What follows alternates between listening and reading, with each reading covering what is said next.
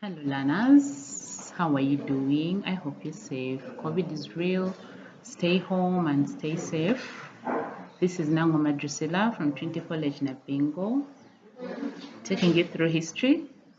Today we are going to look at the roles that were played by the Africans in the long distance trade. We define this trade as the trade that took place between the Africans in the interior and the Arabs at the coast. So in this trade, which Africans are we looking at? These are African societies that took place in the long distance trade. When the Arabs entered the interior, which people did they trade with? They traded with the Yao, they traded with the Nyamwezi, the Akamba, the Baganda, the Banyoro. All these are the tribes that were found in the interior. Now, as the trade was going on, these tribes participated and played political, social, and economic roles. So what did they do? Let's get started with the Nyamwezi. The Nyamwezi were the controllers of the central route. When I say they controlled the central route, they're the ones giving off the goods in that particular area. We say the central route ran from Bagamoyo through Tabora to Ujiji and then to Buganda and then to Central Africa. And this route was the busiest and the central route. So this was basically dominated by the Nyamwezi. They played a very big role in line with that route. While the Yao are the ones that control the southern route. We say the southern route ran from Kilwa through southern part of Tanzania and ran as far through Lake Malawi up to Monomotapa Kingdom. So the Yao would pick the gold from the Makaranga traders. Then the Akamba. The Akamba are found in Kenya and they control the northern route. So that is it about the route system in line with the Africans who controlled which part. I don't know if you realize that the entire East Africa is actually covered. Each route was running to different places in East Africa, and this was enabled by the different African societies. What else did the Africans do? They acted as middlemen. Who is a middleman? A middleman is more of a broker. Arabs would come into the interior, they want to get a commodity, they want to get some items, but they don't know where to go. So, for example, they would consult the Nyamwezi on slaves. The Nyamwezi would be talking to Tipo Tipo at Ujiji, and at Ujiji they would get the slaves. So, upon getting the slaves, then they would deliver the slaves to the different Arab traders. So that is how we talk about the position of a middleman, where the Arab does not directly go and get the slaves because they didn't know where to go. But instead, they would go to the chiefs of these different African tribes. Then the same tribes, the same Africans were the ones providing market for the goods that came from the coast. The Arabs would come from the coast with their commodities, of course, Africans carrying them as usual, then enter the interior. And who would fight to get the goods? It is the Africans. So the Nyamwezi, the Akamba, the Yao, the Baganda, the Wangido, the Songea people would look for these goods. They highly would wait for the goods and of course ready with theirs to be exchanged for goods like the guns, the gunpowder, the mirrors, and then they would offer themselves, they would offer the ivory, they would offer the copper to the foreigners. So another thing they did was provide market for the foreign goods, for the goods from the coast. I imagine a scenario what if the Arabs would come to the interior and no one was interested in getting their goods. But since Africans were ready to offer the market, to give up their local goods and demand for these foreign goods, they really provided a good market for the foreign goods. As if that was not enough, they equally went ahead and provided the trade items. So they would exchange. The Arabs would give them their goods and Africans give in their items. So they provided the trade items to the foreign traders. And these trade items that were provided by the Africans, we said, were the ones we called our exports. And these included goods like the slaves. Africans would offer themselves voluntarily to go and carry the goods. And upon reaching the coast, would stay there as a slave. So slaves, ivory, the gold, the copper. So they offered trade items. You want copper? Where do you get it from? You want the gold? Consult the Yawo. You want the slaves? Consult the Nyamwezi. So Africans provided the trade items, the ones that the foreign traders badly needed. Another role that they did was guiding the traders. You can't imagine how it would have been if they would enter the interior from Bagamoyo and you don't know the language. It is a strange world.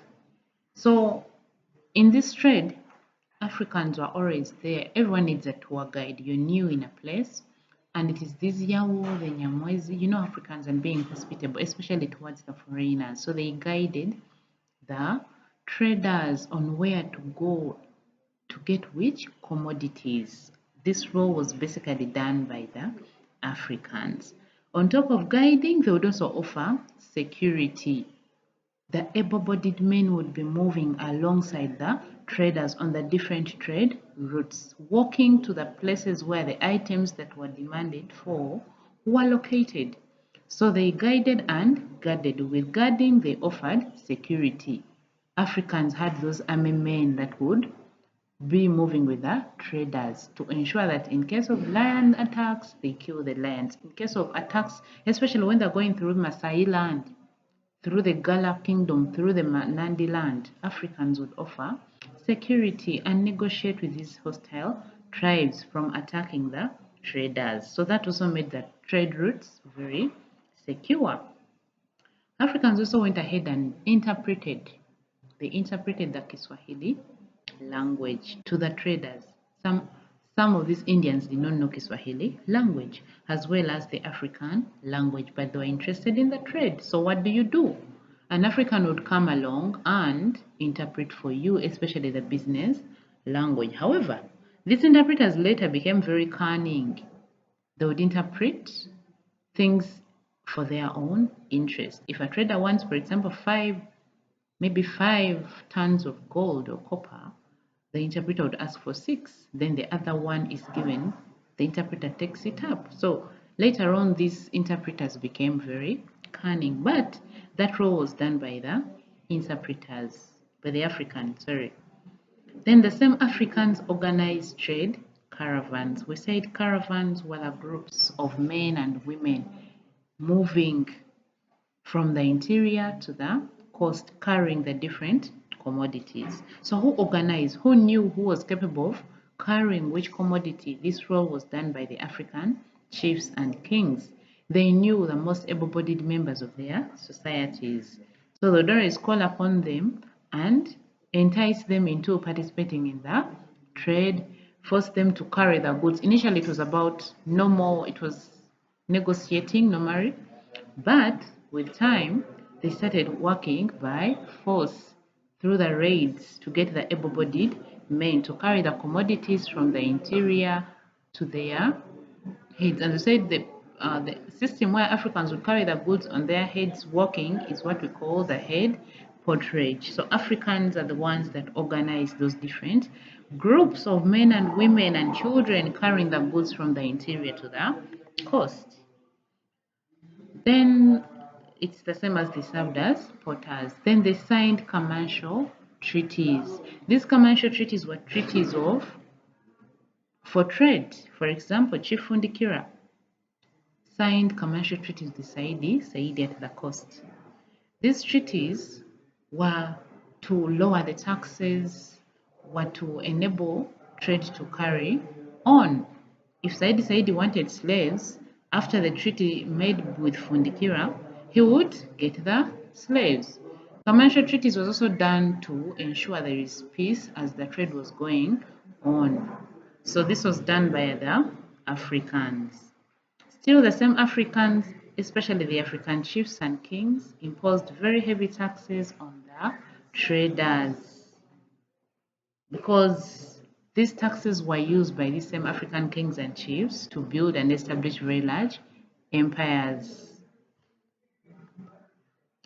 Africans also provided food and accommodation to the traders. The traders would come from the coast, and reaching the interior, Africans, as usual, would offer the best food, the best mode of accommodation. They would offer their land, at least for a period of time, for the 6, 7 months or so, the Arabs would stay in the interior.